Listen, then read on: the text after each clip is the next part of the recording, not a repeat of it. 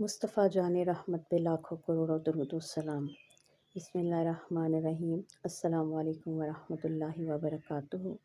آئیے ہم آج سورہ بقرہ کی آیت نمبر 33 سے اپنے دلوں کو ایمان و علم کے نور سے روشن کریں انشاءاللہ۔ آیت مبارکہ کا ترجمہ۔ اللہ نے فرمایا، اے آدم تم فرشتوں کو ان کے نام بتاؤ۔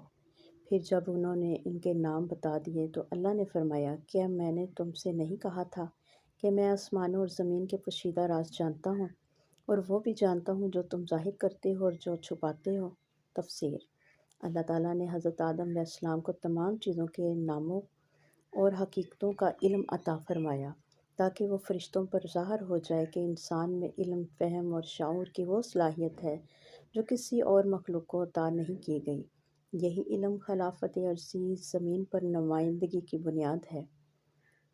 فرشتے جو پہلے حیران تھے اب سمجھ گئے کہ اللہ تعالیٰ نے آدم کو اپنی خاص حکمت اور علم سے نوازا ہے، اور علم ہی انسان کی اصل فضیلت ہے۔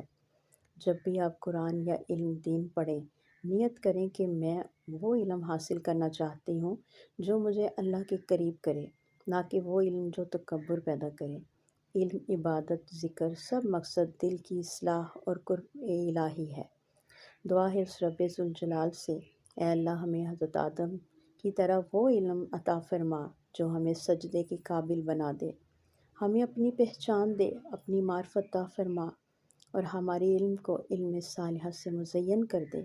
آمین یا رب العالمین۔ آئیے آج ہم ضیاء القرآن میں ہم نے کیا سیکھا۔ علم انسان کی اصل فضیلت اور اللہ کی خاص عطا ہے۔ علم صرف زبان سے نہیں، دل کے نور سے حاصل ہوتا ہے۔